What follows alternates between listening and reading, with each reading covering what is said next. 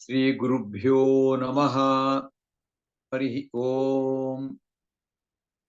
ಶುಕ್ಲಾಂಬರಧರಂ ವಿಷ್ಣುಂ ಶಶಿವರ್ಣಂ ಚತುರ್ಭುಜಂ ಪ್ರಸನ್ನವದನಂ ಧ್ಯಾಯೇತ್ ಸರ್ವವಿಘ್ನೋಪಶಾಂತಯೇ. ಯೋऽन्तಃ ಪ್ರವಿಶ್ಯ ಮಮ ವಾಚಮಿಮಾಂ ಪ್ರಸುಪ್ತಾಂ ಸಂಜೀವಯೇತ್ ಅಖಿಲ ಶಕ್ತಿಧರ ಸ್ವಧಾಮ್ನಾ ಅನ್ಯಾಂಶ್ಚ ಹಸ್ತ ಚರಣ ಶ್ರವಣತ್ವಗಾದೀನ್ ಪ್ರಾಣಾನ್ ನಮೋ ಭಗವತೆ ಪುರುಷಾಯ ತುಭ್ಯಂ. ಹರಿ ಓಂ ಹರಿ ಓಂ ಹರಿ ಓಂ. ಆತ್ಮೀಯ ಬಂಧುಗಳೇ, ಬಹಳ ಸಂತೋಷದ ವಿಷಯ ಏನಂತಂದ್ರೆ, ನಾವೆಲ್ಲ ಕೂಡ ಇವತ್ತಿಂದ ಉಪನಿಷತ್ತನ್ನ ಕಲ್ತ್ಕೊಳ್ಳಕ್ಕೆ ಪ್ರಾರಂಭ ಮಾಡ್ತಾ ಇದ್ದೀವಿ. ಭಗವಂತನಲ್ಲಿ ನಮ್ಮ ಪ್ರಾರ್ಥನೆ ಏನು ಅಂತಂದ್ರೆ, ಹೇಗೆ ಭಗವದ್ಗೀತೆ 6 ತಿಂಗಳು ನಡೆದ್ರು ಕೂಡ ನಾನು ಎಲ್ಲೋ 6 ತಿಂಗಳಿಗಂತಂದ್ರೆ ಎಷ್ಟಾಯ್ತು, 180 ದಿವಸ ಆಯ್ತು ಅಥವಾ 170 ದಿವಸ ಆಯ್ತು ರಜಾ ಗಿಜಾ ಕಳೆದ್ರೆ. 150 ದಿವಸದಲ್ಲಿ ನಮ್ಗೆ ಅಡ್ಡಿ ಆತಂಕ ಬಂದಿರುವಂತದ್ದು 3-4 ದಿವಸ ಅಥವಾ 5 ದಿವಸ ಬಂದಿರ್ಬೇಕಷ್ಟೇ. ಮಿಕ್ಕ ಎಲ್ಲ ದಿವಸ ಕೂಡ ಸಮಯಕ್ಕೆ ಸರಿಯಾಗಿ ಪ್ರಾರಂಭ ಆಗಿ ನಿರ್ವಿಘ್ನವಾಗಿ ಕಾರ್ಯಕ್ರಮ ನಡೆದಿದೆ. ಇದು ಭಗವಂತನ ಒಂದು ಅನುಗ್ರಹ, ಆಶೀರ್ವಾದ ನಮ್ಮ ಮೇಲಿದೆ.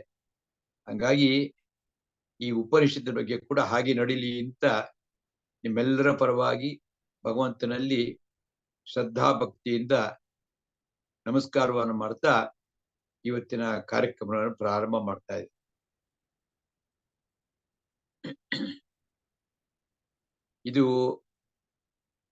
ಇದರ ಹಿನ್ನೆಲೆ ನಾವು ತಿಳ್ಕೊಳ್ಬೇಕು. ಏನಪ್ಪಾ ಅಂತಂದ್ರೆ, ಒಂದು ನಿಮಿಷ. ಇದ್ರ ಹಿನ್ನೆಲೆ ಏನು ಅಂತಂದ್ರೆ, ನಾವೆಲ್ಲ ಕೂಡ ಯಾರು ಅಂತ ಫಸ್ಟ್ ಅದು ಗೊತ್ತಾಗಬೇಕು. ಕೋಹಂ ಮತ್ತೆ ನಾವೆಲ್ಲ ಕೂಡ ಸನಾತನ ಧರ್ಮಕ್ಕೆ ಸೇರಿದಂತವರು, ಅರ್ಥಾತ್ ಹಿಂದೂಗಳು, ಭಾರತೀಯರು ಅಂತ ಅನ್ನಿಸ್ಕೊಂಡು ಆದ ನಂತರ ಅತ್ಯಂತ ಸಹಜವಾಗಿ ಈ ದೇಶದ ಬೇರುಗಳ ಬಗ್ಗೆ ತಿಳ್ಕೊಳ್ಬೇಕು. ಮೂಲ ವಿಷಯ ಏನು ಅಂತ ತಿಳ್ಕೊಳ್ಬೇಕು. ಈ ದೇಶದ ಮಹತ್ವ ಏನು ಅಂತ. ಹಿಂದೆ ವಿವೇಕಾನಂದರು 1893-94 ಆ ಸಮಯದಲ್ಲಿ ಅವರು ಅಮೆರಿಕ ಮತ್ತು ಯುರೋಪ್ ಎಲ್ಲ ಪ್ರವಾಸ ಮಾಡಿ ವಾಪಸ್ ಬಂದಾಗ ಒಂದು ಮಾತು ಹೇಳ್ತಿದ್ರು. ಪ್ರತಿಯೊಂದು ದೇಶಕ್ಕೂ ಅವ್ರದ್ದೇ ಆದಂತ ವೈಶಿಷ್ಟ್ಯ ಇದೆ. ಜರ್ಮನಿಗೆ ಹೋಯ್ತು ಅಂತಂದ್ರೆ ಅವರು they are very good in machinery and other things. ಲಂಡನ್ಗೆ, UK ಹೋಯ್ತು ಅಂತಂದ್ರೆ ಅವರು ಬಹಳ ಬಿಸಿನೆಸ್ ನಲ್ಲಿ ಬಹಳ ಪ್ರಖ್ಯಾತರವರು ಅಂತ. ಇನ್ನು ಅಮೆರಿಕಾಗ ಹೋಯ್ತು ಅಂತಂದ್ರೆ ವಿಜ್ಞಾನಿಗಳು ಹೊಸ ಹೊಸ ವಿಷಯಗಳನ್ನ ಆವಿಷ್ಕಾರ ಮಾಡಿದ್ರೆ ಪ್ರಖ್ಯಾತರು ಅಂತ. ಹೀಗೆ ಎಲ್ಲ ಹೇಳ್ಕೊಂಬಂದು ಕೊನೆಗಳಿದೆ. ಭಾರತಕ್ಕೆ ಬಂತು ಅಂತಂದ್ರೆ ಭಾರತದ ಒಂದು ಮೂಲ ವಿಷಯವೇನಪ್ಪ ಅಂದ್ರೆ ಧರ್ಮ, ಬದುಕು ಅಂತಂದ್ರೆ ಏನು ತಿಳ್ಕೊಳ್ತಕ್ಕಂಥ ಆಧ್ಯಾತ್ಮಿಕತೆಯಲ್ಲಿ ನಮ್ಮನ್ನು ಯಾರು ಕಾಂಪಿಟೇ ಮಾಡಕ್ಕಾಗಲ್ಲ, ಅಷ್ಟು ನಾಲೆಡ್ಜ್ ನಮ್ಮ ಹತ್ರ ಇದೆ. ಆ ವಿಷಯ ಹೇಳಿದ್ರು ಅವರು. ಹೀಗೆ ನಮ್ಮ ಹತ್ರ ಇರತಕ್ಕಂಥ ಜ್ಞಾನದ ಭಂಡಾರ ಅಪಾರವಾದಂತದ್ದು. ಎಷ್ಟು ಓದಿದ್ರು ಕೂಡ, ಎಷ್ಟು ತಿಳ್ಕೊಂಡ್ರು ಕೂಡ ಮತ್ತೆ ಉಳ್ಕೊಳ್ತಕ್ಕಂಥದ್ದು, ಶೇಷ ಉಳ್ಕೊಂಡ್ಬಿಡುತ್ತೆ. ಅಷ್ಟು ಜ್ಞಾನ ನಮ್ಮ ಹತ್ರ ಇದೆ. ಆದ್ರೆ ನಮಗೆ ಆ ಜ್ಞಾನ, ಮತ್ತೆ ಜ್ಞಾನ ಇದೆ ಅಂತಕ್ಕಂಥ ಜ್ಞಾನದ ಅರಿವು ಕೂಡ ನಮಗಿಲ್ಲ. ಸೊ ಅದ್ರಲ್ಲಿ ಒಂದು ಅಂತಂದ್ರೆ ಒಂದು ಭಗವದ್ಗೀತೆ ಅಂತ. ಭಗವದ್ಗೀತೆ ತುಂಬಾ ಜನಕ್ಕೆ ನಾನು ಹೇಳ್ತಿದ್ದೀವಿ, ಅವರೂ ಹೇಳೋರು ಪುಸ್ತಕ ತಗೊಂಡು 20 ವರ್ಷ ಆಗಿತ್ತು, ನಮ್ಗೇನು ಗೊತ್ತಿಲ್ಲ, ಅರ್ಥ ಆಗ್ತಾ ಇರಲ್ಲ, ಇಟ್ಟಿದ್ವಿ ಅಂತ. ಎಂತ ದುಸ್ಥಿತಿ ನೋಡಿ. ಭಗವದ್ಗೀತೆ ಅಂತಂದ್ರೆ ನಮ್ಮೆಲ್ಲರ ಪವಿತ್ರವಾದಂತ ಗ್ರಂಥ. ಅದು ಸುಮಾರು 120 ಭಾಷೆಗೆ ಟ್ರಾನ್ಸ್ಲೇಟ್ ಆಗಿರ್ತಕ್ಕಂಥದ್ದು, ಅದು ಗೊತ್ತಿಲ್ಲ. ಆಮೇಲೆ ಈಗ ಗೊತ್ತಾಯ್ತು. ಗೊತ್ತಾದ್ಮೇಲೆ ಇವು ಎಷ್ಟು ಚೆನ್ನಾಗಿದೆ ಅಂತ ಎಲ್ಲರಿಗೂ ಅನ್ನಿಸ್ತು. ಕೆಲವರು 4-5ನೇ ಸತಿ 6ನೇ ಸತಿ ಇನ್ನೂ ಕೇಳ್ತಾ ಇದ್ದಾರೆ. ಒಬ್ರು 6ನೇ ಸತಿ ಕೇಳ್ತಾರೆ, ಒಬ್ರು 10 ಸತಿ ಕೇಳಿದ್ದಾರೆ, ಇನ್ನೂ ಕೇಳ್ತೀವಿ ಅಂತ ಹೇಳ್ತಿದ್ದಾರೆ. ಅದು ಅಷ್ಟೊಂದು ಜ್ಞಾನ ಒಂದು ಭಗವದ್ಗೀತೆನೂ ಇದೆ. ಈ ಭಗವದ್ಗೀತೆ ಅಂತಂದ್ಮೇಲೆ ಉಪನಿಷತ್ತು, ವೇದಗಳು, ಅದೆಲ್ಲದರ ಸಾರ ಅಂತ ನಾವು ತಿಳ್ಕೊಂಡ್ವಿ. ಈಗಾಗಲೇ ಯಾರ್ಯಾರ ಭಗವದ್ಗೀತೆಯನ್ನ 3-4 ಸತಿ ಕೇಳಿದರೆ ಅಂತವ್ರಿಗೆ ಉಪನಿಷತ್ತು ಬಹಳ ಸುಲಭ ಅಂತ ಅನ್ಸುತ್ತೆ. ಯಾಕಂದ್ರೆ ಉಪನಿಷತ್ತಲ್ಲಿ ಇರತಕ್ಕಂಥದ್ದು, ವೇದದಲ್ಲಿ ಇರತಕ್ಕಂಥದ್ದು, ಎಲ್ಲ ಮಹಾಭಾರತ ಮಾಡಿರ್ತಕ್ಕಂಥ ಎಲ್ಲ ತತ್ವಗಳ ಸಾರ ಭಗವದ್ಗೀತೆ. ಇವಾಗ ನಾವು ನಮ್ಮ ದೇಶದಲ್ಲಿ ವೇದಗಳಿದೆ, ವೇದಗಳು, ಉಪನಿಷತ್ತುಗಳು, ಭಗವದ್ಗೀತೆ ಇದೆ ಅಂತ ಭಾಷಣ ಮಾಡ್ಬೋದು. ಆದ್ರೆ ವೇದಗಳು ಅಂದ್ರೆ ಏನು? ಯಾವ್ದಾರ ಗೊತ್ತಾ ಸ್ವಲ್ಪ ಅಂತ ಯಾರು ನಮ್ಮನ್ನು ಕೇಳಿದ್ರೆ ಸುಸ್ತಾಗ್ಬಿಡ್ತೀವಿ. ಒಬ್ರು ಜರ್ಮನಿಗೆ ಹೋಗಿದ್ರು. ಜರ್ಮನಿಯಲ್ಲಿ ಅವ್ರು ಸನ್ಮಾನ ಮಾಡಿದ್ರು. ಇವ್ರಿಗೆ ಯಾಕೆ ಇಷ್ಟು ನಂಗೆ ಸನ್ಮಾನ ಮಾಡುತ್ತೆ ಗೊತ್ತಾಗಲ್ಲ. ಅವ್ರ ಹೆಸರು ಚತುರ್ವೇದಿ ಆನಂದರಾವ್ ಅಂತ ಅವ್ರ ಹೆಸರು. 4 ವೇದಗಳು ಕಲ್ತ್ಬಿಟ್ಟಿದಾರಲ್ಲ. 4 ವೇದ ತಿಳ್ಕೊಂಡಿದ್ದಾರೆ ಅಂತ ತಿಳ್ಕೊಂಡು ಅವ್ರು ಸನ್ಮಾನ ಮಾಡಿದ್ರು. ಆಮೇಲೆ ಅವ್ರು ಕೇಳಿದ್ರು. ಅವ್ರು ಹೇಳಿದ್ರು, ನೀನ್ ಕ್ಷಮಿಸ್ಬೇಕು. 4 ವೇದ ಯಾವ್ದಿದ್ರು ಕೂಡ ಅದ್ರ ಹೆಸರು ಸರಿಯಾಗಿ ನಂಗೆ ಗೊತ್ತಿಲ್ಲ ಅಂತ ಆಮೇಲೆ. ಆ ಸ್ಥಿತಿಯಲ್ಲಿ ಇದೀವಿ ಇವತ್ತಿನ ನಾವು. ಅದಕ್ಕೋಸ್ಕರವೇ ಇದೆಲ್ಲದರ ಹಿನ್ನೆಲೆಯಲ್ಲಿ ನಾವು ಇವತ್ತಿಂದ ಕಲಿಯಕ್ಕೆ ಪ್ರಾರಂಭ ಮಾಡ್ತಾ ಇದ್ದೀವಿ. ಸ್ವಲ್ಪ ಅನ್ನೋದು ಕೂಡ ನಮ್ಗೆ ವೇದ ಅಂದ್ರೆ ಮೂಲತಃ ಏನು, ಉಪನಿಷತ್ ಅಂದ್ರೆ ಏನು ಅಷ್ಟು ತಿಳ್ಕೊಂಡ್ರೆ ಒಂದು ಫಸ್ಟ್ ಸ್ಟೆಪ್ ಅದು. ಮತ್ತೆ ನಾನು ಮಾಡ್ತಾ ಇರೋದು ಅದೇ ಕೆಲಸನೇ. ನಾನೊಬ್ಬ ದೊಡ್ಡ ಪಂಡಿತ, ದೊಡ್ಡ ಏನು ಜ್ಞಾನಿ ಆ ಥರದ್ದು ಏನೂ ಅಲ್ಲ. ನಾನೊಬ್ಬ ಪಾಮರ, ಅಂದ್ರೆ ಸಾಮಾನ್ಯ ವ್ಯಕ್ತಿ. ಸಾಮಾನ್ಯ ವ್ಯಕ್ತಿ ಯಾರಿಗೆ ಹೇಳಕ್ಕಾಗತ್ತೆ? ಸಾಮಾನ್ಯ ಜನಕ್ಕೆ ಹೇಳುವಂಥದ್ದು. ಅದಕ್ಕೋಸ್ಕರ ನಮ್ಮ ಹತ್ರ ಬರುವಂತ ನಮ್ಮೆಲ್ಲ ಆ ಕೇಳ್ತಿರಕ್ಕಂತ, ಶ್ರವಣ ಮಾಡ್ತಕ್ಕಂಥವ್ರು ಕೂಡ ಸಾಮಾನ್ಯ ಜನ.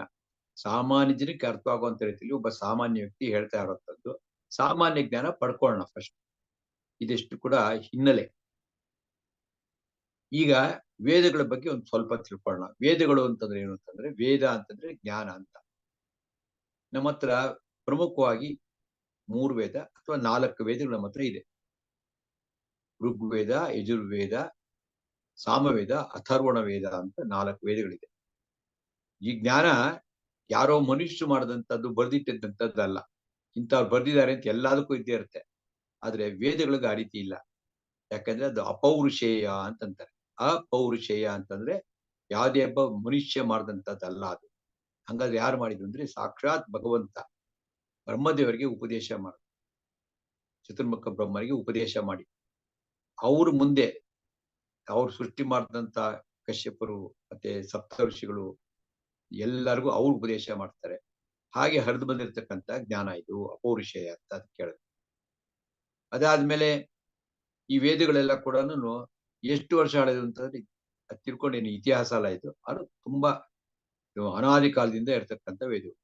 ಅದು ಏನಾಗಿತ್ತು ಅಂತಂದ್ರೆ ವೇದಗಳು ಎಲ್ಲ ಕೂಡ ಒಂಥರ ಜನರಲ್ ಆಗಿತ್ತು.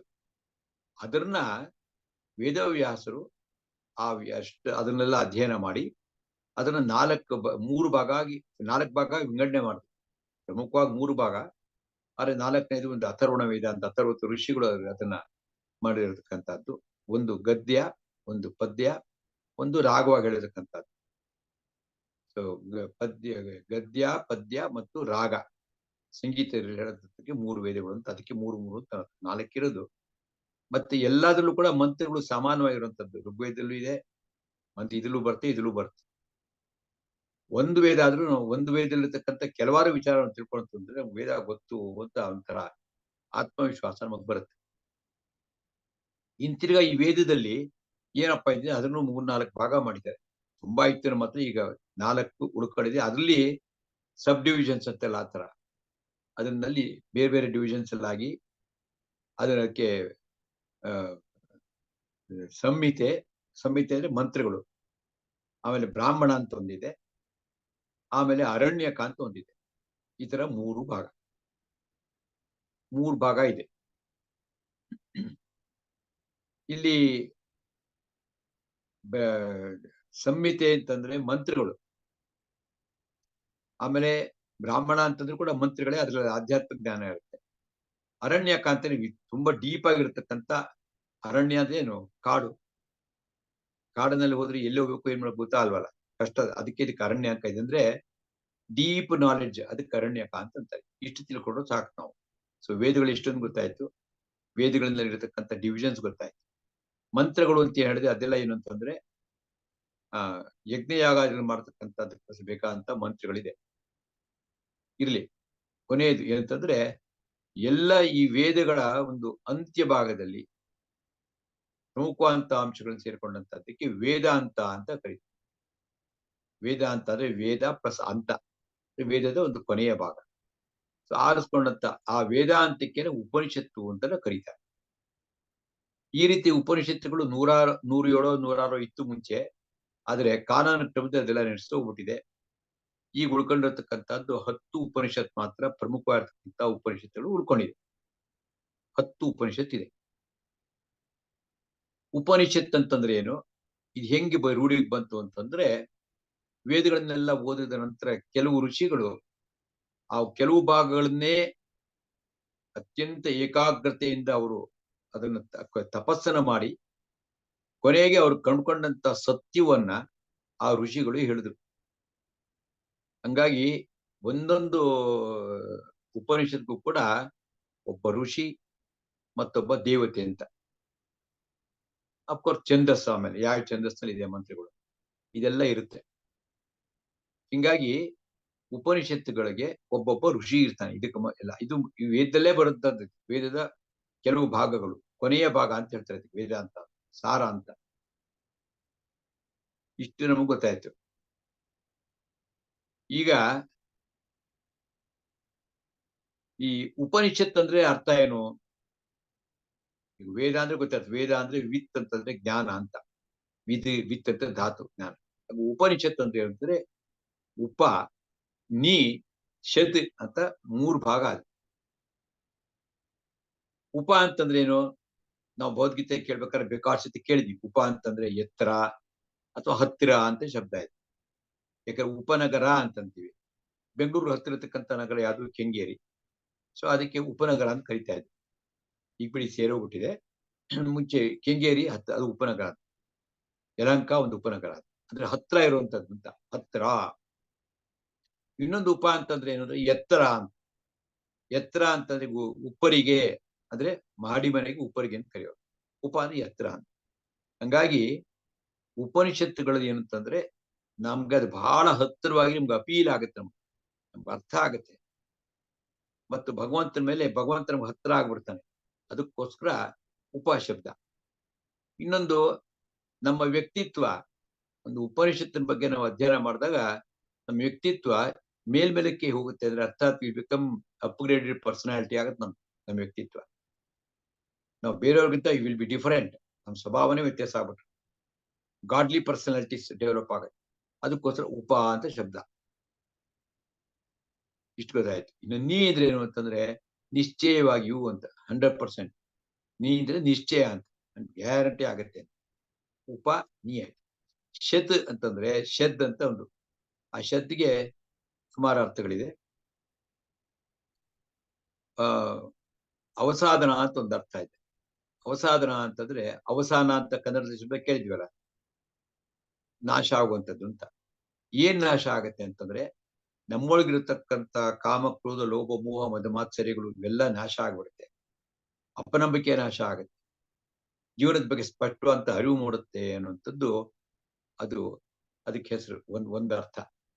ಇನ್ನೊಂದು ಶಬ್ದ ಅಂತಂದ್ರೆ ಏನಂತಂದ್ರೆ ಗತಿ ಅಂತ. ಗತಿ ಅಂತಂದ್ರೆ ಗಮನ ಅಂತ, ಹೋಗುವುದು ಅಂತ ಅರ್ಥ.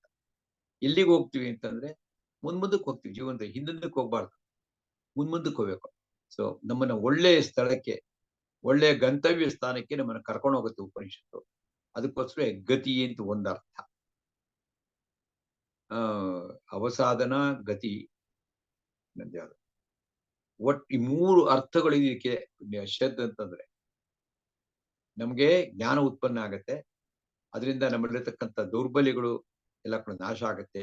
ಇದೆಲ್ಲ ಉಂಟಾಗತ್ತೆ. ಉಪನಿಷತ್ತು ನಾವು ಅಧ್ಯಯನ ಮಾಡಬೇಕು, ನಿತ್ಯ ಪಾರಾಯಣ ಮಾಡಬೇಕು, ಪ್ರತಿನಿತ್ಯ ಅದನ್ನ ಯೋಚನೆ ಮಾಡ್ತಾ ಹೋಗ್ಬೇಕು.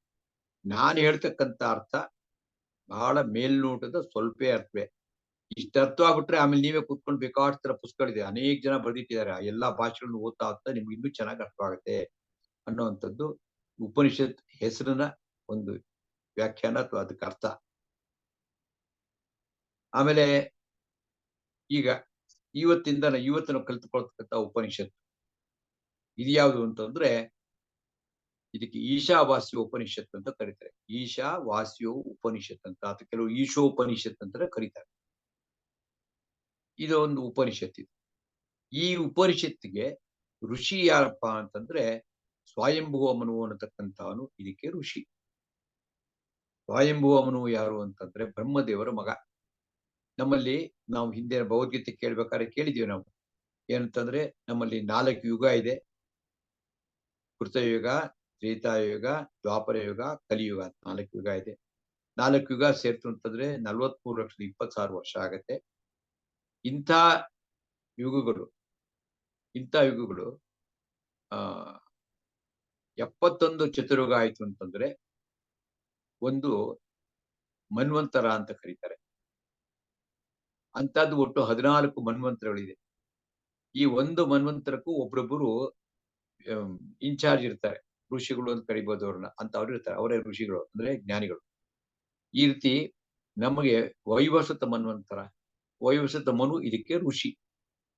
ಅವನ್ಗೆ ಇದು ಸ್ಫುರಣವಾಗಿರ್ತಕ್ಕಂಥ ಜ್ಞಾನ ಇದೆ. ವೈವಸ್ವತ ಮನು. ಸಂದರ್ಭ ಏನಪ್ಪಾ ಅಂತಂದ್ರೆ ಆ ವೈವಸ್ವತ ಮನು ಅಂದ್ರೆ 71 ಚತುರ್ಯುಗ ಅಂದ್ರೆ 71 ಇಂಟು 43,20,000 ವರ್ಷಕ್ಕೆ ಅವನು ಅಧಿಪತಿ ಅವನು.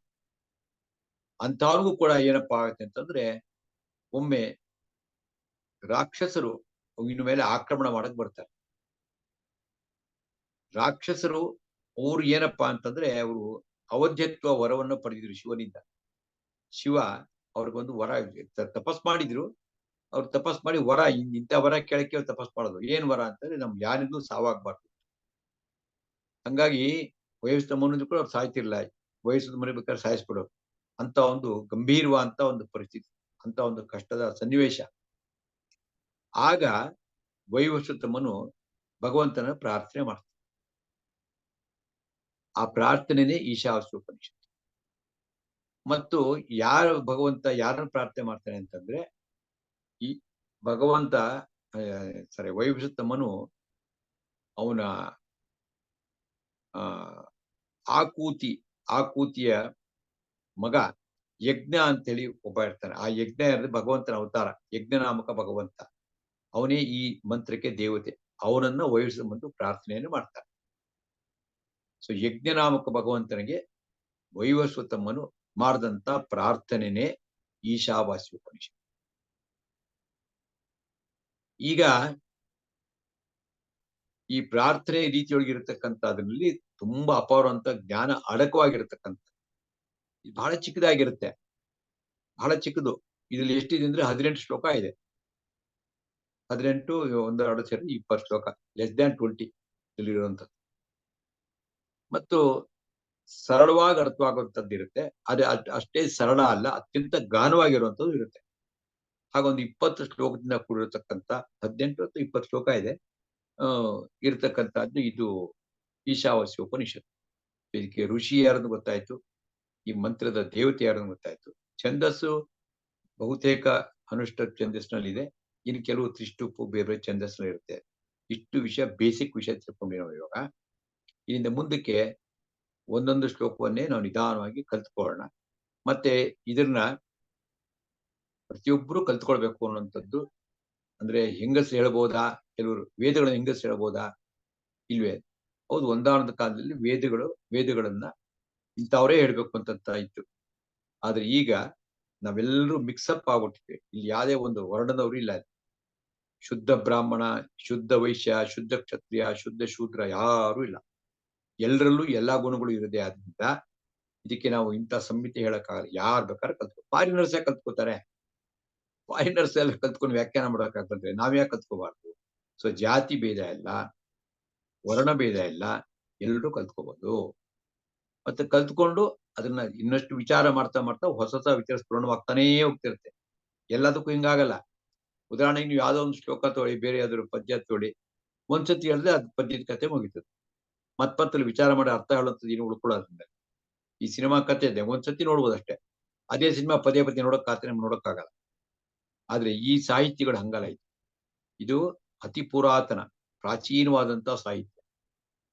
ಆದ್ರೆ ಅಂದ್ರೆ ಚಿರ ಪುರಾತನ ಅಂತಂದ್ರೆ ನಿತ್ಯ ನೂತನ. ಪ್ರತಿನಿತ್ಯ ಒಂದೊಂದ್ಸಲಿ ಓದಾಗ್ಲೂ ಹೊಸ ಅರ್ಥ ಉಳಿಯುತ್ತೆ. ಅದಕ್ಕೆ ಇದಕ್ಕೆಲ್ಲ ವಿಶೇಷವಾದಂತ ಸಾಹಿತ್ಯಗಳು. ನಿತ್ಯ ನೂತನ, ಚಿರ ಪುರಾತನ ಅಂತ ಒಂದು ಸಾಹಿತ್ಯ ಇರತಕ್ಕಂಥದ್ದು. ಇವತ್ತಿಂದ ನಾವೆಲ್ಲ ಕೂಡ ಶ್ರದ್ಧೆಯಿಂದ, ಭಕ್ತಿಯಿಂದ ಇದನ್ನ ಅರ್ಥ ಮಾಡ್ಕೊಳ್ಳೋ ಪ್ರಯತ್ನ ಮಾಡೋಣ. ಆಮೇಲೆ ಒಂದು ಕೊನೆಯೊಳಗೊಂದು 10 ನಿಮಿಷ ಸಂವಾದ ಅಂತಿರುತ್ತೆ.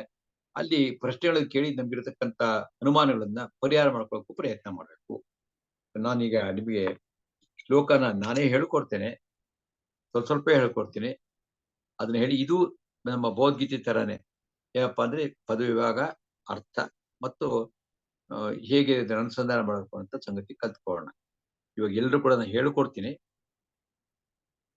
ಯಾರಾದ್ರೂ ಒಬ್ರು ಹೇಳ್ಬೋದಲ್ವಾ? ವಿಶ್ವನಾಥ್ ವಿಶ್ವನಾಥ್ ಜಿ ಬೇಡಿ, ನೀವೇ ಹೇಳಿದ್ರಿ. ಅಲ್ಲಲ್ಲ, ಇದು ಭಗವದ್ಗೀತೆ ಶ್ಲೋಕ ಇದ್ದಂಗೆ ಇರುತ್ತೆ, ಏನ್ ತೊಂದರೆ ಇಲ್ಲ, ಹೇಳ್ಬೋದು. ಹಾ, ಕೃಷ್ಣ ಪ್ರಸಾದ್ ಹೇಳ್ತಾರೆ, ಅವ್ರಿಗೆ ಇದು ಮಾಡಿ. ಹಾ, ಹೇಳಿ ಕೃಷ್ಣ ಪ್ರಸಾದ್. ಶ್ರೀ ಗುರುಭ್ಯೋ ನಮಃ.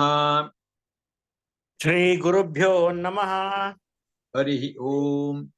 ಹರಿ ಓಂ.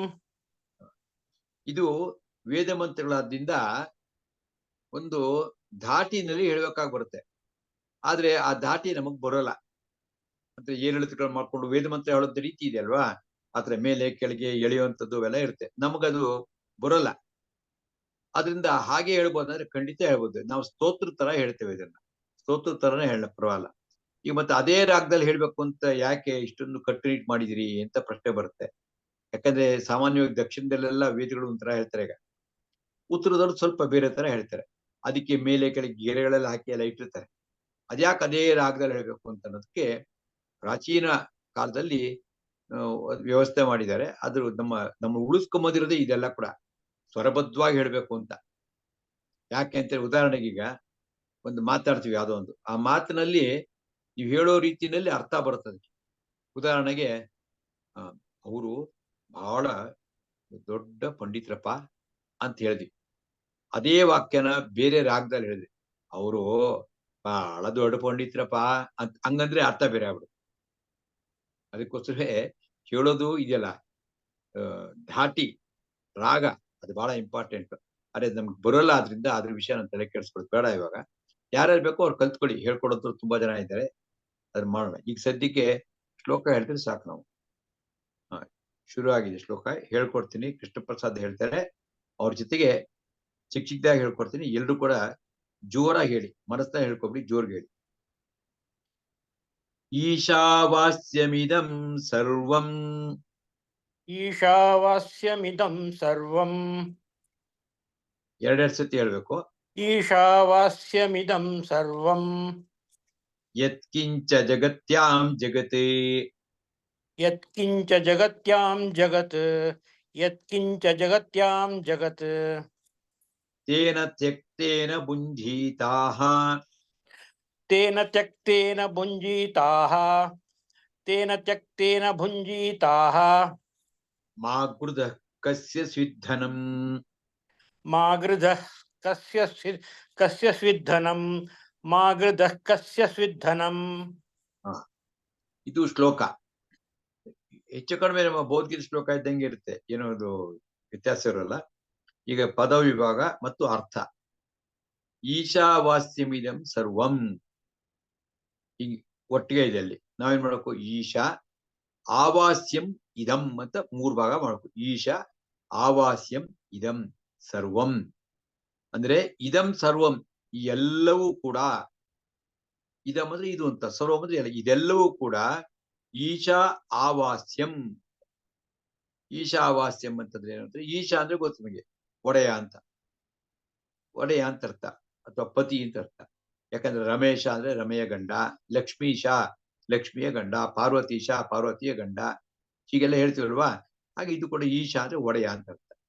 ಆವಾಸ್ಯಂ ಅಂತಂದ್ರೆ ಇದಂ ಸರ್ವಂ ಈ ಎಲ್ಲವೂ ಕೂಡ ಭಗವಂತನ ಒಂದು ಆವಾಸ ಸ್ಥಾನ ಇದು ಅಂತ, ಅವನು ವಾಸ ಮಾಡುವ ಸ್ಥಳ ಅಂತ, ಅಥವಾ ಭಗವಂತ ಇರತಕ್ಕಂತ ಸ್ಥಳ ಅಂತ. ಈಶಾ ಆವಾಸ್ಯಂ ಇದಂ ಸರ್ವಂ ಯಾವ್ದೆಲ್ಲ ಅಂತಂದ್ರೆ ಜಗತ್ಯಾಂ ಜಗತ್. ಯತ್ಕಿಂಚ ಜಗತ್ಯಾಂ ಜಗತ್. ಯತ್ಕಿಂಚ ಅಂದ್ರೆ ಯತ್ ಕಿಂಚ, ಕಿಂಚಿತ್ತು ಅನ್ನೋದು ಕನ್ನಡದ ಅದೇ ಸುಳ್ಳು. ಯತ್ಕಿಂಚ ಯಾವ್ಯಾವ್ದು ಇದೆಯೋ ಎಲ್ಲವೂ ಕೂಡ ಅಂತ, ಯಾವ್ಯಾವ್ದು ಇದೆಯೋ ಅಂತ ಕನ್ನಡದ ಹೇಳ್ತಾರೆ, ಅದೇ ಇರುತ್ತೆ. ಯಾವ್ಯಾವ್ದು ಇದೆಯೋ ಅದೆಲ್ಲವೂ ಕೂಡ ಜಗತ್ಯಾಂ ಜಗತ್. ಈ ಜಗತ್ತಿರತಕ್ಕಂಥ ಎಲ್ಲ ಪ್ರಕೃತಿ ಪೂರ್ತಿ ಕೂಡ, ಇಡೀ ನೇಚರ್ ಅದಷ್ಟೊಳಗೂ ಕೂಡ ಈಶಾವಾಸ್ಯಮಿದಂ ಸರ್ವಂ. ಸರ್ವಂ ಜಗತ್ ಯತ್ಕಿಂಚ ಜಗತ್ಯಾಂ ಜಗತ್ ಈಶಾ ಆವಾಸ್ಯಮಿದಂ.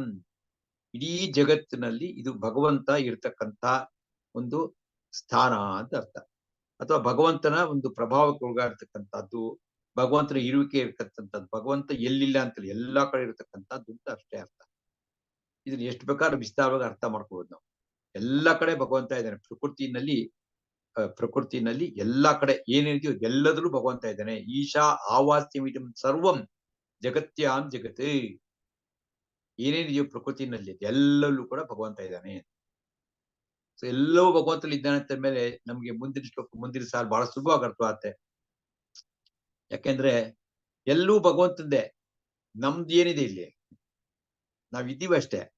ಯಾಕಂದ್ರೆ ನೋಡಿ, ಸೂರ್ಯನ ಬೆಳಕು, ಸೂರ್ಯ ಒಂದ್ ದಿವಸ ಬರ್ದಿರೋ ಗತಿ ಏನಾಗ್ಬೋದು ಕಲ್ಪನೆ ಮಾಡ್ಕೊಳಕ್ಕಾಗಲ್ಲ. ಸೂರ್ಯನ ಬೆಳಕು, ಮಳೆ, ಗಾಳಿ ನಂದಲ್ಲ, ಪ್ರಾಪರ್ಟಿ ಭಗವಂತಂದು. ಮತ್ತೆ ಭೂಮಿ, ಆ ಭೂಮಿನಲ್ಲಿ ಇರತಕ್ಕಂತ ರಸವತ್ತಾಗಿರುತ್ತಲ್ಲ. ಒಂದು ಅಕ್ಕಿ ಕಾಳು ಹಾಕಿದ್ರೆ 60 ಅಕ್ಕಿ ಕಾಳು ತನಕ ಭತ್ತ, ಒಂದು ಭತ್ತ ಹಾಕಿದ್ರೆ 60 ಭತ್ತ ಬರತಕ್ಕಂತ ಒಂದು ಶಕ್ತಿ. ಈ ತರ ಅನೇಕ ಸಂಗತಿಗಳಿದೆ, ಎಲ್ಲವೂ ಕೂಡ ಭಗವಂತನ ಶಕ್ತಿಯಿಂದ ಆಗಿದೆ. ಸೊ ಅದಕ್ಕೆ ಹೋಲಿಸ್ಕೊಂಡಾಗ ನಮ್ಮ ಇರುವಿಕೆ it just like an atom ಇದ್ದಂಗೆ, ಒಂದು ಅಣು ಇದ್ದಂಗೆ ನಾವು ಇಷ್ಟು ತಿಳ್ಕೊಳ್ಬೇಕು. ಅದರಿಂದ ಈಶಾ ಆವಾಸ್ಯವಿದಂ ಸರ್ವಂ ಯತ್ಕಿಂಚ ಜಗತ್ಯಾಂ ಜಗತ್. ಆದ್ರಿಂದ ಹೇಗ್ ಬದುಕ್ಬೇಕಪ್ಪ ಅಂದ್ರೆ, ತೇನ ತ್ಯಕ್ತೇನ ಭುಂಜೀತಾಹ. ತೇನ ಅವನಿಂದ, ತ್ಯಕ್ತೇನ ಅವನೇನು ನಮ್ಗೆ ಕೊಡ್ತಾನೋ, ತ್ಯಕ್ತ ಅಂದ್ರೆ ಇದು ತ್ಯಾಗ, ಅವನೇನ್ ಕೊಡ್ತಾನೋ ಅದನ್ನ, ಭಗವಂತ ಕೊಟ್ಟಂತದ್ರನ್ನ ಭುಂಜೀತಾಹ. ಭುಂಜ ಮಾಡಿದ್ರೆ ಭೋಜನ ಮಾಡೋದು. ಅವನೇನ್ ಕೊಟ್ಟನೋ ಅದನ್ನ ಅನುಭವಿಸ್ಬೇಕು. ಏನ್ ಕೊಡ್ತಾನೋ ಭಗವಂತ, ಎಷ್ಟು ಕೊಡ್ತಾನೋ ಅದರಲ್ಲಿ ಸಂತೃಪ್ತಿಯಿಂದ ಸಂತೋಷ ಕಲಿಬೇಕು ಅಂತ ಅರ್ಥ. ತೇನ ತ್ಯಕ್ತೇನ ಭುಂಜೀತಾಹ. ತೇನ ತ್ಯಕ್ತೇನ ಭುಂಜೀತಾಹ, ಭೋಜನ ಅಂತ ಅರ್ಥ. ಅನುಭವಿಸ್ಬೇಕು ಅಂತ. ಆಮೇಲೆ ಇದು ಒಂದು ನೀತಿ. ಅದೇ ಎರಡನೇ ಸರ, ಮಾ ಗೃದಃ ಕಸ್ಯಚಿತ್ ಧನಂ. ಕಸ್ಯಚಿತ್ ಬೇರೆ ಯಾರ್ದೋ ಧನವನ್ನ ಅಥವಾ ಸಂಪತ್ತನ್ನ ಅದ್ರ ಕಡೆಗೆ ಮಾ ಗೃದಃ, ಅಲ್ಲಿ ಕಡೆಗಳನ್ನ ಹಾಕು ನೋಡಕ್ ಹೋಗ್ಬೇಡ, ಇಸ್ಕೊಳಕ್ ಹೋಗ್ಬೇಡ, ಬಯಸ್ಬೇಡ. ನಮಗೇನು ಕೊಟ್ಟಿದ್ದಾನೋ ಅದು ನಮ್ದಷ್ಟೇ. ಬೇರೆಯವ್ರದನ್ನ ನೀವು ಕೈ ಚಾಚಕ್ ಹೋಗ್ಬೇಡ, ಯಾರ ಹತ್ರಕ್ಕೂ ಇನ್ನು ತಗೊಳಕ್ ಹೋಗ್ಬೇಡ ಅಂತ ಅರ್ಥ. ಮಾ ಗೃದಃ ಅಂತಂದ್ರೆ ಬೇರೆಯವ್ರದಕ್ಕೆ ಆಸೆ ಪಡ್ತಕ್ಕಂಥ. ಹದ್ದಕ್ಕೆ ಗೃದ್ರ ಪಕ್ಷಿ ಅಂತಾರೆ, ಮೇಲೆ ಹಾರ್ತಿರ್ತಾರೆ ಹದ್ದು, ಸಣ್ಣ ಕಣ್ಣದಕ್ಕೆ. ಆದ್ರೆ ದೃಷ್ಟಿ ಮಾತ್ರ ಒಳ್ಳೆ ಇದ್ದಂಗೆ, ಅದಕ್ಕೆ ಟೆಲಿಸ್ಕೋಪ್ ಇದ್ದಂಗೆ. ಎಲ್ಲೋ ದೂರದಲ್ಲಿ ಬಿದ್ದಿರತಕ್ಕಂತ ಒಂದ್ ಸತಿ ನೀಲಿನೋ ಹಾವ ಸಿಕ್ಕರಿ ಎತ್ಕೊಂಡು ಹೋಗುತ್ತೆ ಆಹಾರ. ಹಾಗೇನೆ ಒಬ್ಬ ಮನುಷ್ಯ, ನಾವು ಬೇರೆಯವರ ಯಾವುದೇ ಸಂಪತ್ತನ್ನ ಬಯಸಬಾರ್ದು. ಬಯಸಬಾರ್ದು ಅಂದ್ಮೇಲೆ ಇಸ್ಕೊಳ್ಳೇಬಾರ್ದು ಅಂತ ಅದು ಅರ್ಥನೇ. ಏನ್ ಕೊಟ್ಟಿದಾನೋ, ಯತ್ಕಿಂಚ ಜಗತ್ಯಾಂ ಜಗತ್, ಈ ಜಗತ್ತು ಏನಿದೆಯೋ ಎಲ್ಲವೂ ಅವಂದೇ.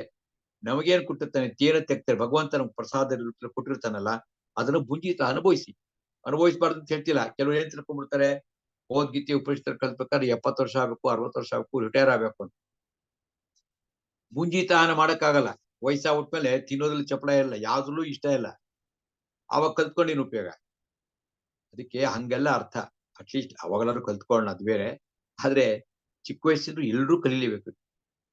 ಈ ಸ್ವಭಾವ ಬಂದ್ಬಿಡ್ತು ಅಂತಂದ್ರೆ ಎಂತ ಒಳ್ಳೆ ವ್ಯಕ್ತಿತ್ವ ನಿರ್ಮಾಣ ಆಗತ್ತೆ ಅಂತ ಯೋಚನೆ ಮಾಡಿ. ತೇನ ತ್ಯಕ್ತೇನ ಭುಂಜೀತಾಹ ಮಾ ಗೃದಃ ಕಸ್ಯ ಸ್ವಿತ್, ಯಾರ್ದು ಕೂಡ ಅಂತ. ಧನಂ, ಬೇರೆ ಯಾರ್ದೇ ಧನವನ್ನ ಮಾ ಗೃದಃ, ಆಸೆ ಪಡಬೇಡ ಅಂತ ಅರ್ಥ ಆಯ್ತಲ್ಲ ಶ್ಲೋಕ. ಈಗ ಇನ್ನೊಂದ್ಸರಿ ಶ್ಲೋಕ ಹೇಳಿಬಿಡಿ. ಒಂದ್ಸತಿ ಹೇಳಿ ಸಾಕು, ಶ್ಲೋಕ ಹೇಳ್ಕೊಡ್ತೀನಿ. ಈಶಾವಾಸ್ಯಮಿದಂ ಸರ್ವಂ ಈಶಾವಾಸ್ಯಮಿದಂ ಸರ್ವಂ ಯತ್ಕಿಂಚ ಜಗತ್ಯಾಂ ಜಗತ್ ಯತ್ಕಿಂಚ ಜಗತ್ಯಾಂ ಜಗತ್ ತೇನ ತ್ಯಕ್ತೇನ ಭುಂಜೀತಾಃ ತೇನ ತ್ಯಕ್ತೇನ ಭುಂಜೀತಾಃ ಮಾ ಗೃದಃ ಕಸ್ಯ ಸ್ವಿದ್ಧನಂ. ಮಾ ಗೃಧಃ ಕಸ್ಯ ಸ್ವಿದ್ಧನಂ. ಬಂತು ಅಲ್ವಾ? ನೋಡಿ, ಒಂದ್ ಶ್ಲೋಕ ಬಂದೇ ಬರ್ತು. ಉಪನಿಷತ್ತಿಲೆ ಒಂದ್ ಶ್ಲೋಕ ಬಂತು ಅಂತ ಹೇಳಿ ಬೇಕಾಷ್ಟ ಆಯ್ತದೆ. ಒಂದ್ ಶ್ಲೋಕ ಅನ್ನೋದು ಬರ್ತಾ ಅಂದ್ರೆ ವಾಯ್ಸ್ ಖಂಡಿತ ಬರ್ತೈತಿ. ಈ ಶ್ಲೋಕನ ಹೇಳ್ಬೇಕು, ಗಟ್ ಮಾಡ್ಕೊಳ್ಬೋದು, ಬಹಳ ಸುಲಭವಾಗಿದೆ, ಕಷ್ಟ ಏನಿಲ್ಲ. ಎರಡನೇ ಶ್ಲೋಕ ಒಂದೇ ಸತಿ ಹೇಳಿ ಸಾಕು. ಈಗ ಕೊನೆ ಎಲ್ಲ ಬಂದ್ಮೇಲೆ ಎರಡನೇ ಸತಿ ಹೇಳಿ, ಒಂದ್ಸತಿ ಹೇಳಿ. ಎರಡನೇ ಶ್ಲೋಕ. ಕುರ್ವನ್ನೇ ವೇಹ ಕರ್ಮಾಣಿ ಕುರ್ವನ್ನೇ ವೇಹ ಕರ್ಮಾಣಿ जिजीविषेत् शतं समाः जिजीविषेच्छतं समाः एवं त्वयि नान्यथेतोऽस्ति एवं त्वयि नान्यथेतोऽस्ति न कर्म लिप्यते नरे. न कर्म लिप्यते नरे. ನೋಡಿ, ಶ್ಲೋಕ ಹೇಳಿದೇನು ಕಷ್ಟ ಇಲ್ಲ ಅಂತ ನನ್ಗನ್ಸುತ್ತಪ್ಪ. ತುಂಬಾ ಸುಲಭನೇ ಇದೆ, ಕಷ್ಟ ಏನಿಲ್ಲ ಅಂತ. ಇರ್ಲಿ, ಈಗ ನೋಡಿ ಈ ಪದ ವಿಭಾಗ ನೋಡಿ. ಈಗ ಕುರ್ವನ್, ಕುರ್ವನ್ ಏವ ಇಹ, ಕುರ್ವನ್ ಏವ ಇಹ, 3 ಶಬ್ದ ಸೇರ್ಕೊಂಡು ಕುರ್ವನ್ನೇವೇಹ ಅಂತಿದೆ. ಕುರ್ವನ್ನೇವೇಹ ಅಂತಂದ್ರೆ ಏನು ಅರ್ಥ ಆಗಲ್ಲ, ನಮ್ಗೆ ಉಪನಿಷತ್ ಅರ್ಥ ಅನ್ಕೊಂಡ್ಬಿಡ್ತೀವಿ. ಹಂಗಲ್ಲ, ಪದ ವಿಭಾಗ ಮಾಡಬೇಕು. ಕುರ್ವನ್ ಏವ ಇಹ ಕರ್ಮಾಣಿ ಜಿಜೀವಿಷೇತ್ ಶತಂ ಸಮಾಹ. ಇಷ್ಟ ಮಾತ್ರ ತಿಳ್ಕೊಂಡ ಅರ್ಥ ಏನಂತಂದ್ರೆ, ಇಹ ಅಂದ್ರೆ ನಮ್ಗೆಲ್ಲ ಗೊತ್ತಿದೆ. ಇಹ ಅಂದ್ರೆ ಇಲ್ಲಿ ಅಂತ, ಪರ ಅಂದ್ರೆ ಅಲ್ಲಿ ಅಂತ. ಇಹ ಇಲ್ಲಿ, ಕುರ್ವನ್ ಏವ ಕರ್ಮಾಣಿ ಕುರ್ವನ್ ಏವ, ಕರ್ಮಗಳನ್ನು ಕುರುವ ಅಂದ್ರೆ ಮಾಡಬೇಕು ಅಂತ, ಮಾಡಲೇಬೇಕು. ಕರ್ಮಾಣಿ ಕರ್ಮಗಳನ್ನು ಕುರ್ವನ್ ಏವ ಮಾಡಲೇಬೇಕು. ಏನು ಮಾಡದಂತ ಅಕರ್ಮಣಿಯರ ಕೂತ್ಕೊಳ್ಬಾರ್ದು, ಸೋಮಾರಿತನ ಪಡಬಾರ್ದು, ಕರ್ಮ ಮಾಡ್ಲೇಬೇಕು ಅಂತ ಅರ್ಥ. ಅಂದ್ರೆ ಪ್ರತಿಯೊಬ್ರು ಕೂಡ ಚಟುವಟಿಕೆಯಿಂದ ಇರಬೇಕು, ಆಕ್ಟಿವ್ ಆಗಿರ್ಬೇಕು. ಕುರ್ವನ್ ಏವ, ಏವ ಅಂದ್ರೆ ಒತ್ತು ಹೇಳತಕ್ಕಂಥದ್ದು. ಇಹ ಕರ್ಮಾಣಿ ಕರ್ಮಗಳನ್ನು ಈ ಲೋಕದಲ್ಲಿ ಮಾಡಲೇಬೇಕು. ಮತ್ತೆ ಹೇಗೆ ಮಾಡಬೇಕು, ನಮ್ಗೆ ಅದ್ರಲ್ಲಿ ಹಿಂದೆ ಬೇಕಾಷ್ಟು ಕೇಳಿದ್ವಿ. ಎಲ್ಲ ಚೆನ್ನಾಗಿ ಕೆಲಸ ಮಾಡಲೇಬೇಕು, ಆಕ್ಟಿವ್ ಆಗಿರ್ಬೇಕು. ಮತ್ತು ಎಷ್ಟು ವರ್ಷ ಬದುಕಬೇಕು ಅಂತಂದ್ರೆ, ಜಿಜೀವಿಷೇತ್ ಶತಂ ಸಮಾಹ. ಸಮ ಅಂದ್ರೆ ವರ್ಷ ಅಂತ, ಸಂಸ್ಕೃತದಲ್ಲಿ ಸಮ ಅಂದ್ರೆ ವರ್ಷ ಅಂತ. ಶತಂ ಸಮಾಹ 100 ವರ್ಷಗಳು. ಜಿಜೀವಿಷೇತ್ 100 ವರ್ಷಗಳು ಚೆನ್ನಾಗಿ ಬದುಕಬೇಕು ಅಂತ. ಇಂಥ ಕಷ್ಟ ಬರಲಿ, ಕಾರ್ಪಣ್ಯ ಬರಲಿ, ತೊಂದರೆ ಆಗ್ಲಿ, ತಾಪತ್ರೆ ಆಗ್ಲಿ, ಸಾಯುವಂತ ವಿಷಯ ಯೋಚನೆ ಮಾಡಬಾರ್ದು, ಕೊರಗಬಾರ್ದು, ಅಳಬಾರ್ದು. ಯಾರು ಅಳುವಂತ ಸ್ವಭಾವ ಇರುತ್ತಲ್ಲ, ದೇವ್ರ ಮೆಚ್ಚಲ್ಲ ಅದನ್ನ. ಯಾಕಂದ್ರೆ ದೇವ್ರು ಹೇಳಿದ್ದಾನೆ, ನಾ ಏನ್ ಹೇಳಿದ್ದೀನಿ ನಿಮಗೆ, ಕುರ್ವನ್ನೇವೇಹ ಕರ್ಮಾಣಿ ಜಿಜೀವಿಷೇಷ 100 ವರ್ಷ ಬದುಕು ಅಂತ ಹೇಳಿದ್ದೀನಿ. ಆಮೇಲೆ ಬೇಕಾದ್ರೆ ನೋಡ್ಕೋತೀನಿ ನಾನು. 100 ವರ್ಷ ನಮ್ಮ ಕಾರ್ಯವನ್ನು ನಾವು ಮಾಡಲೇಬೇಕು. ಯಾವ ಕರ್ಮಗಳನ್ನ ಅಂತ ತಿರ್ಗಾ ಅದು ಭಗವದ್ಗೀತೆ ಹಿನ್ನೆಲೆಗೆ ಹೋದಾಗ ಗೊತ್ತಾಗ್ತದೆ ಯಾವ ಕರ್ಮಗಳು ಮಾಡಬೇಕು. ನಮ್ಮ ಕರ್ತವ್ಯ ಕರ್ಮಗಳನ್ನ ಮಾಡಲೇಬೇಕು ನಾವು. ಕರ್ತವ್ಯ ಕರ್ಮ ನಮ್ಗೆ ಏನೇನು ಅಲಾಟೆಡ್ ವರ್ಕ್ ಬೈ ಗಾಡ್, ಆ ಕೆಲಸ ಮಾಡಬೇಕು. ನಮ್ಮ ಕೆಲಸ ನಾವು ಮಾಡಬೇಕು. ನಮ್ಮ ಕೆಲಸಗಳನ್ನ, ನಮ್ಮ ನಿಯತ ಕಾರ್ಯಗಳನ್ನ ಶ್ರದ್ಧೆ ಭಕ್ತಿಯಿಂದ ಆಸಕ್ತಿ ಪೂರ್ವಕವಾಗಿ ಮಾಡಲೇಬೇಕು. ಮತ್ತು 100 ವರ್ಷ ಬದುಕಬೇಕು ಅಂತ ಶ್ಲೋಕದ ಮೊದಲನೇ ಸಾಲ ಅರ್ಥ. ಕುರ್ವನ್ ಏವ ಇಹ ಕರ್ಮಾಣಿ ಅಂದ್ರೆ ಇಹ ಈ ಲೋಕದಲ್ಲಿ, ಕರ್ಮಾಣಿ ಕುರ್ವನ್ ನೇವ ಕರ್ಮಗಳನ್ನು ಮಾಡಲೇಬೇಕು. ಅಕರ್ಮಣ್ಯ ಮಾಡೋ ಹಂಗೆ ಇಲ್ಲ. ಇಲ್ಲ ರೀ, ನಂಗೆ ಎಲ್ಲ ಓದ್ಬಿಡ್ತೀನಿ, ಉಪನಿಷತ್ ಬಂದ್ಬಿಟ್ಟಿದೆ, ವೇದಗಳು ಬಂದ್ಬಿಟ್ಟಿದೆ, ನಂಗೆ ಅಪರೋಕ್ಷ ಜ್ಞಾನ ಆಗ್ಬಿಟ್ಟಿದೆ ಅಂತಂದ್ರೆ ಎಲ್ಲ ಬಂದ್ಬಿಟ್ಟಿದೆ, ನಾನು ಯಾಕೆ ಮಾಡಬೇಕು? ನೀನು ಮಾಡ್ಬೇಕು. ಮಾಡದೇ ಇದ್ರೆ ಏನಾಗುತ್ತೆ ಅಂತಂದ್ರೆ, ಮೋಕ್ಷದಲ್ಲಿ ನಿಮ್ಗೆ ಆನಂದ ಕಡಿಮೆ ಆಗುತ್ತೆ. ಯಾಕಂದ್ರೆ ಮುಕ್ತಿ ಅಂತ ಸಿಗತ್ತಲ್ಲ, ಮುಕ್ತಿ ಸಿಕ್ಕಿದಾಗ ಮುಕ್ತಿನಲ್ಲೂ ಒಂದು ಅದು ಆನಂದವೇ, ಅದು ಆನಂದದ ಒಂದು ಘನರೂಪ ಮುಕ್ತಿ. ಅಲ್ಲಿ ನೀವೆಲ್ಲಾ ತಿಳ್ಕೊಂಡ್ಮೇಲೂ ಮತ್ತೆ ಕರ್ಮಗಳು ಮಾಡ್ತಾ ಇತ್ತು ಅಂತಂದ ಪಕ್ಷದಲ್ಲಿ, ಅಂದ್ರೆ ಸತ್ಕರ್ಮಗಳನ್ನ ಕರ್ಮಗಳು ಮಾಡೋದು ಅಂತಂದ್ರೆ ನಾವು ತಪ್ಪು ತಿಳ್ಕೋಬಾರ್ದು. ಸತ್ಕರ್ಮಗಳನ್ನ ಅಂತಂದ ಅಂಡರ್ಲೈನ್ ಮಾಡ್ಕೋಬೇಕು, ಅದನ್ನ ಮಾಡ್ತಾ ಇರ್ಬೇಕು. ಆ ರೀತಿ ಮಾಡ್ತು ಅಂತಂದ್ರೆ 100 ವರ್ಷ ಮಾಡ್ಬೇಕು. ಹಾಗ ಮಾಡಿದ್ರೆ ಏನಾಗತ್ತೆ ಅಂತಂದ್ರೆ, ಮೋಕ್ಷ ಎಲ್ಲಾ ಗೊತ್ತಾದ್ಮೇಲೂ ಮಾಡ್ತು ಅಂತಾರೆ ಮುಕ್ತಿ. ಒಬ್ಬ ಅಪರೋಕ್ಷ ಇದ್ರೆ ಎಲ್ಲ ತಿಳ್ಕೊಂಡ್ಬಿಟ್ಟಿದ್ದಾನೆ, ಅವನೂ ಮಾಡ್ಬೇಕು. ಎಲ್ಲರೂ ಮಾಡ್ಲೇಬೇಕು, ಯಾರು ತಪ್ಪಿಸ್ಕೊಳಂಗೆ ಅಲ್ಲ. ಅದಕ್ಕೆ ಆ ಮಧ್ವಾಚಾರ್ಯರು ವ್ಯಾಖ್ಯಾನ ಮಾಡ್ತಾರೆ ಅಂತಂದ್ರೆ, ಕರ್ಮ ಅಂದ್ರೆ ಏನು ಅಂತಂದ್ರೆ ಕರ ಅಂತ. ಕರ ಅಂದ್ರೆ ಸರ್ಕಾರಕ್ಕೆ ಕೊಡ್ತಕ್ಕಂತ ಟ್ಯಾಕ್ಸ್. ನಾವು ಸಂಪಾದನೆ ಮಾಡ್ತೀವಿ, ನಾವು ಗೌರ್ಮೆಂಟ್ ಟ್ಯಾಕ್ಸ್ ಕಟ್ಟಲೇಬೇಕಲ್ವಾ. ಅದೇ ರೀತಿನೇ ಭಗವಂತ ನಮ್ಗೆ ಬದುಕು ಕೊಟ್ಟಿದ್ದಾನೆ. ಈ ಬದುಕನ್ನ ಸಾರ್ಥಕ ಮಾಡ್ಕೊಳ್ಳೋದಕ್ಕೋಸ್ಕರ ನಾವು ಕರ್ಮ ಮಾಡ್ತಾನೆ ಇರ್ಬೇಕು. ಸತ್ಕರ್ಮಗಳಿಂದ ನಾವು ಆಸಕ್ತರಾಗಿರ್ಬೇಕು ಅಂತ ಅರ್ಥ. ಆಮೇಲೆ 2ನೇ ಸಾಲು, ಏವಂ ತ್ವಯಿ ನಾಣ್ಯಥೇತೋಸ್ತಿ ನ ಕರ್ಮ ಲಿಪ್ಯತೆ ನರೇ. ಏವಂ ಈ ರೀತಿಯಾಗಿ ಅಂತ, ತ್ವಯಿ ನೀನು, ನಾ ಅನ್ಯತಃ ಅಸ್ತಿ ಇದು ಬಿಟ್ಟು ಬೇರೆ ಏನು ಅನ್ಯತಾ ಬೇರೆ ಯಾವುದು ಇಲ್ಲ. ಅಂದ್ರೇನು, ಕರ್ಮ ತಪ್ಪಿಸ್ಕೊಳಂಗಿಲ್ಲ ಅಂತ ಅರ್ಥ. ಏವಂ ತ್ವಯಿ ನಾ ಅನ್ಯತಃ ಅಸ್ತಿ. ಇದನ್ನ ಮತ್ ನಾವು ಮಾಡ್ತಕ್ಕಂಥ ಕರ್ಮಗಳು ಹಿಂಗೆ ಅಂತಂದ್ರೆ, ಭಗವತ್ ಪೂಜಾ ಇದು ನಾವು ಮಾಡ್ತಾ ಇರೋದು ಪೂಜೆ ಅನ್ಕೊಂಡು ಮಾಡ್ಬೇಕು. ಎಲ್ಲ ಭಗವಂತನ ಪೂಜೆ ಮಾಡ್ಬೇಕು. ಅನೇಕ ಬಾರಿ ರಿಪೀಟ್ ಮಾಡ್ತಿದ್ದೆ ಅಂತಂದ್ರೆ, ಒಂದು ಕಸ ಬಳಿಯೋದು, ಒಂದು ಸಾರಿಸುವಂಥದ್ದು, ಒಂದು ಬಟ್ಟೆ ಒಣಗಾಕೋದು, ಬಟ್ಟೆ ಮಡಿಸಿಡು ಅಂತ ಇರ್ಬೇಕು, ಅಡಿಗೆ ಮಾಡೋ ಅಂತ ಇರ್ಬೋದು, ಬಚ್ಚಲ ಮೇಲೆ ತೊಳಿ ಅಂತ ಇರ್ಬೇಕು. ಯಾವ್ದು ಮಾಡಿದ್ರು ಕೂಡ ಇದು ಭಗವಂತನ ಕಾರ್ಯ ಅಂತ ಮಾಡುವಂತ ಸ್ವಭಾವ ಬಂದ್ಬಿಟ್ರೆ ಸುಸ್ತಾಗಲ್ಲ, ಬೇಜಾರಾಗಲ್ಲ, ಮನಸ್ಸು ಕೆಡುದಿಲ್ಲ ಅವಾಗ. ಅದೇ ಏವಂ ತ್ವಯಿ ನ ಅನ್ಯತಃ ಅಸ್ತಿ, ಅನ್ಯತಃ ಅಸ್ತಿ. ಹೀಗೆ ಮಾಡ್ತು ಅಂತಂದ್ರೆ, ಅಂದ್ರೆ ನಾವೆಲ್ಲ ಮಾಡ್ತಾ ಇರ್ತಕ್ಕಂಥ ಭಗವಂತನ ಪೂಜೆ ಅಂತ ತಿಳ್ಕೊಂಡು ಮಾಡ್ತು ಅಂತಂದ್ರೆ ಅವಾಗ ಏನಾಗುತ್ತೆ, ನ ಕರ್ಮ ಲಿಪ್ಯತೆ ನರೇ. ನರೇ ನ ಕರ್ಮ ಲಿಪ್ಯತೆ. ನರೇ ಅಂದ್ರೆ ಮನುಷ್ಯರಿಗೆ ನ ಕರ್ಮ ಲಿಪ್ಯತೆ, ಅವ್ರಿಗೆ ಯಾವುದೇ ಪಾಪ ಕರ್ಮಗಳು ಅದ್ಯಾವುದು ಅಂಟ್ಕೊಳ್ಳೋದಿಲ್ಲ, ಪಾಪ ಬರುವುದಿಲ್ಲ ಅವಾಗ. ಯಾಕಂದ್ರೆ ಮಾಡಿದ್ದೆಲ್ಲ ಭಗವಂತನ ಪೂಜೆ ಮಾಡ್ತಾ ಇದ್ವಿ, ಆಯ್ತು ಒಂದ್ ಸ್ವಲ್ಪ ಕೊಡವೆ ಆಯ್ತು, ಪುಣ್ಯ ಕಡಿಮೆ ಆಯ್ತಷ್ಟೇ, ಪಾಪ ಬರುವುದಿಲ್ಲ ಅಂತ. ಹಂಗಾಗಿ ಈ ರೀತಿ ಇರ್ಬೇಕು ಅಂತ ಕರ್ಮಗಳನ್ನು ಮಾಡ್ಬೇಕು. ಸತ್ಕರ್ಮಗಳಲ್ಲಿ ನಾವು ಸದಾ ನಿರತರಾಗಿರ್ಬೇಕು. ಮಾಡ್ಬೇಕಾಗ್ಬಂದ್ರೆ ನಾನು ಮಾಡ್ತಿದ್ದ ಅಹಂಭಾವ ಇರಬಾರ್ದು. ಮತ್ತೆ ಎಲ್ಲವೂ ಕೂಡ ಚಟುವಟಿಕೆಯಿಂದ ಮಾಡದೇ ಇದ್ರೆ ಪಾಪ ಆಗತ್ತೆ, ಅವಾಗ ಮಾಡಿದ್ರೆ ಪುಣ್ಯ ಬರುತ್ತೆ. ಏವಂ ತ್ವಯಿ ನ ಅನ್ಯತಃ ಅತಃ ಅಸ್ತಿ ನ ಕರ್ಮ ಲಿಪ್ಯತೆ ನರೇ. ಕರ್ಮ ಅಂದ್ರೆ ಗೊತ್ತು ನಿಮಗೆ, ಲಿಪ್ಯ ಅಂತ ಅಂದ್ರೆ ಲೇಪನ ಆಗುದು. ನಂಗೆ ಯಾವುದೇ ಕರ್ಮಗಳಲ್ಲಿ ಲೇಪನ ನಮ್ಗೆ ಆಗೋದೇ ಇಲ್ಲ ಅವಾಗ. ಹೇಳಿ ಶ್ಲೋಕ ಈಗ ಎರಡೆರಡು ಸತಿ ಹೇಳಿ. ಇವಾಗ ಎಲ್ಲ ಅರ್ಥವಾಗಿದೆಯಲ್ವಾ? ಕುರ್ವನ್ ಏವ ಇಹ ಕರ್ಮಾಣಿ ಜಿಜೀವಿಷೇತ್ ಶತಂ ಸಮಾಹ. ಸಮ ಅಂದ್ರೆ ವರ್ಷ ಅಂತ. ಏವಂ ತ್ವಯಿ ನ ಅನ್ಯತೆ ಅತಃ ಅಸ್ತಿ ನ ಕರ್ಮ ಲಿಪ್ಯತೆ ನರೇ. ಹೇಳಿ ಶ್ಲೋಕ. ಕುರ್ವನ್ನೇ ವೇಹ ಕರ್ಮಾಣಿ. ಕುರ್ವನ್ನೇ ವೇಹ ಕರ್ಮಾಣಿ. ಎರಡು ಸತಿ. ಕುರ್ಮನ್ನೇ ವೇಹ ಕರ್ಮಾಣಿ. ಜಿಜೀವಿಷೇತ್ ಶತಂ ಸಮಾಹ. ಜಿಜೀವಿಷೇಚ್ಛತಂ ಸಮಾಹ. ಜಿಜೀವಿಷೇಚ್ಛತಂ ಸಮಾಹ. ಏವಂ ತ್ವಯಿ ನಾನ್ಯಥೇತೋಸ್ತಿ. ಏವಂ ತ್ವಯಿ ನಾನ್ಯಥೇತೋಸ್ತಿ. ಏವಂ ತ್ವಯಿ ನಾನ್ಯಥೇತೋಸ್ತಿ. ನ ಕರ್ಮ ಲಿಪ್ಯತೆ ನರೇ. ನ ಕರ್ಮ ಲಿಪ್ಯತೆ ನರೇ. ನ ಕರ್ಮ ಲಿಪ್ಯತೆ ನರೇ. ಈಗ ಮೂರನೇ ಶ್ಲೋಕ. ಒಂದ್ಸತಿ ಹೇಳಿ ಸಾಕು ಇವಾಗ. ಅಸುರ್ಯ ನಾಮತೆ ಲೋಕ. ಅಸುರ್ಯ ನಾಮತೆ ಲೋಕ. ಅಂಧೇನ ತಮಸಾವೃತಾ. ಅಂಧೇನ ತಮಸಾವೃತಾ. ತಾಂತೆ ಪ್ರೇತ್ಯಾಭಿಗಚ್ಚಂತಿ. ತಾಂಸ್ತೆ ಪ್ರೇತ್ಯಾಭಿಗಚ್ಚಂತಿ. ಏಕೆ ಚಾತ್ಮಹನೋ ಜನಾಃ. ಏಕೆ ಚಾತ್ಮಹನೋ ಜನಾಃ. ಈಗ ಪದವಿಭಾಗ ನೋಡ್ಕೊಳ್ಳಿ. ಅಸುರ್ಯ ನಾಮ ತೇ ಲೋಕ ಅಂಧೇನ ತಮಸಾವೃತಾ ಅಂತಿದೆ, ಅದು ಬಿಡಿಸಿದೆ ತಮಸ ಆವೃತಾ.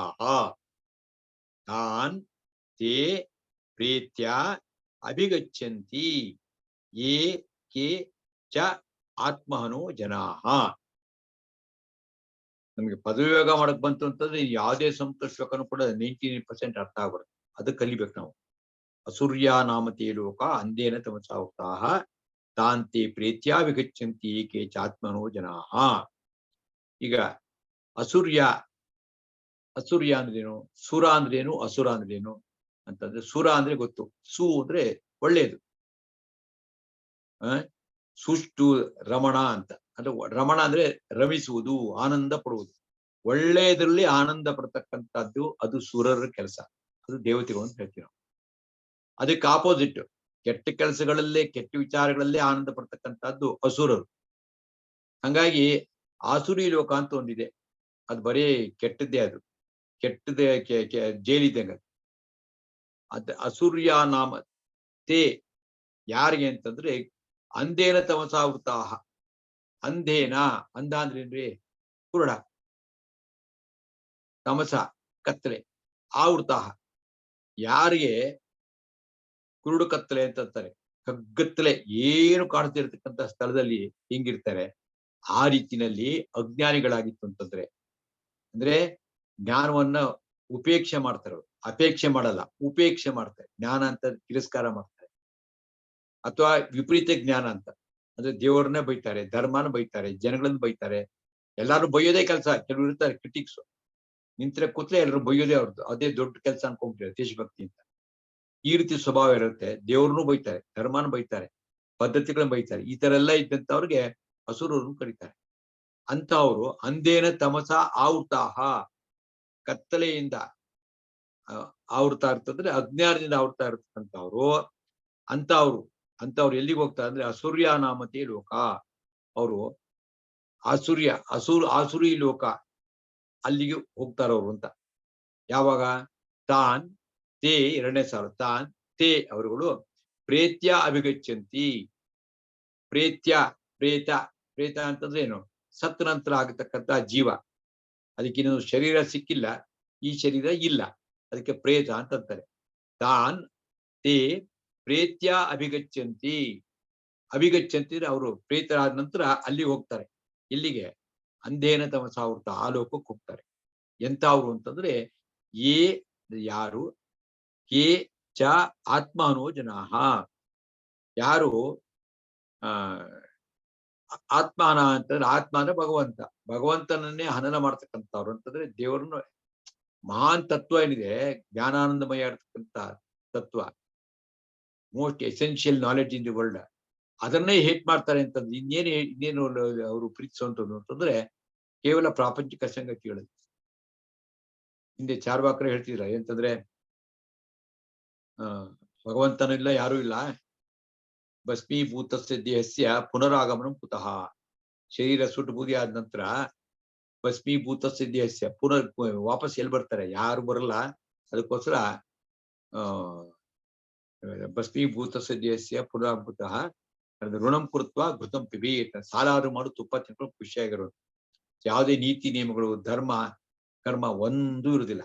ಆ ರೀತಿ ಇರತಕ್ಕಂಥವ್ರಿಗೆ ಅವ್ರಿಗೆ ಆತ್ಮಹನ ಅಂತ. ಆತ್ಮ ಅಂದ್ರೆ ಭಗವಂತ, ಅವನ ಹನನ ಮಾಡತಕ್ಕಂಥ ಜನ ಅವರುಗಳು ಎಲ್ಲಿಗೆ ಹೋಗ್ತಾರೆ ಅಂತಂದ್ರೆ ಪ್ರೇತರಾದ ಅಂದ್ರೆ ಪ್ರಾಣ ಸತ್ತ ನಂತರ ಅವರು ಅಂದೇನ ತಮಸಾವೃತ ಲೋಕಾಹ ಅಭಿಗಚ್ಚಂತಿ. ಅಂದ್ರೆ ಇನ್ನು ಕೂಡ ಕಗ್ಗತ್ಲಿಯ ಲೋಕಕ್ಕೆ ಹೋಗ್ತಾರೆ ಅಂತ. ನಮ್ಮಲ್ಲಿ ಒಟ್ಟು 14 ಲೋಕಗಳಿದೆ. ಮೇಲ್ಗಡೆ 7, ಕೆಳಗಡೆ 7. ಮೇಲ್ಗಡೆ ಇರ್ತಕ್ಕಂಥ ಎಲ್ಲ ಉನ್ನತವಾದಂತ ಲೋಕಗಳು. ಭೂರ್ ಭುವ ಸ್ವಹ ನಾವು ಮಂತ್ರ ಹೇಳ್ತೀವಿ, ಅದ್ರಲ್ಲಿ ಬರುತ್ತೆ. ಒಂದೊಂದು ಭೂಲೋಕ, ಭೂರ್ಲೋಕ, ಸೋರ್ಲೋಕ ಎಲ್ಲ ಮುಂದೆ ಸತ್ಯಲೋಕ ಕೊನೆಯದು. ಕೆಳಗಡೆ ಹೋದ್ರೆ ಅತಳ ವಿತಳ ಸುತ್ತಳ ಪಾತಾಳ ಎಲ್ಲ ಬರುತ್ತೆ, 7 ಲೋಕಗಳು. ಅಲ್ಲಿ ಒಂದು ದಿನಕ್ಕೆ ಬರೀ ಕೆಟ್ಟ ಜಾಗಕ್ಕೆ ಹೋಗುವಂಥದ್ದು ಅಂತ. ಹಾಗೆ ಯಾರು ಧರ್ಮಗಳನ್ನ, ನೀತಿ ನಿಯಮಗಳನ್ನ ಗಾಳಿಗೆ ತೋರಿಸ್ತಾರೋ ಅಂತವ್ರು ಈ ರೀತಿಯಾದಂತವ್ರಿಗಾಗತ್ತೆ ಅಂತ. ಆದ್ರಿಂದ ಜೀವನದಲ್ಲಿ ನೀತಿ, ಧರ್ಮ, ವಿಚಾರ ಎಲ್ಲ ಇರಬೇಕು ಅನ್ನುವಂಥದ್ದು ನಮಗೆ ಪ್ರೇರಣೆ ಕೊಡ್ತಕ್ಕಂಥ ಶ್ಲೋಕ ಇದು. ಅಸೂರ್ಯ ನಾಮ ತೇ ಲೋಕ ಅಂಧೇನ ತಮಸಾವೃತ. ಅಂಧ ಅಂದ್ರೆ ಗೊತ್ತು, ತಮಸ ಅಂದ್ರೆ ಕತ್ಲೆ. ಅಂದ್ರೆ ಕುರುಡು ಕತ್ಲೆ, ಮಹಾ ಕತ್ಲೆಯ ಲೋಕಕ್ಕೆ ಅವ್ರು ಹೋಗ್ತಾರವ್ರು. ಯಾವಾಗ? ಪ್ರೇತ್ಯಾಭಿಗಚ್ಚಂತಿ, ಅವ್ರು ಸತ್ತ ನಂತರ ಅಲ್ಲಿಗೆ ಹೋಗ್ತಾರ. ಅವಾಗ ಯಾರು ಕೇ ಚ ಆತ್ಮನೋ ಜನಾಹ, ಯಾವ್ಯಾವ ಜನರು ಆತ್ಮಹನ ಮಾಡ್ತಾರೋ. ಅಂದ್ರೆ ಆತ್ಮಹನ ಅಂದ್ರೆ ಅನೇಕ ಅರ್ಥಗಳಿದೆ. ಒಂದು ಮುಖ್ಯವಾದ ಅರ್ಥ ಅಂತಂದ್ರೆ ಭಗವಂತನನ್ನೇ ದ್ವೇಷ ಮಾಡ್ತಕ್ಕಂಥವ್ರು ಅಂತ ಅರ್ಥ ಮಾಡ್ಕೊಂಡು ಸಾಕು ನಾವು. ಭಗವಂತ ಅಂತ ತಿರ್ಗಾ ಧರ್ಮ, ನೀತಿ, ನಿಯಮ, ಚಾರಿತ್ರ್ಯ ಅಂತದೆಲ್ಲ ತುಂಬಾ ಇಂಪಾರ್ಟೆಂಟ್ ಅಂತ ಅರ್ಥ ಮಾಡ್ಕೊಂಡು ಹೇಳ್ಬೇಕು. ಹೇಳಿಸ್ಕೊಪ್ಪ ಇವಾಗ.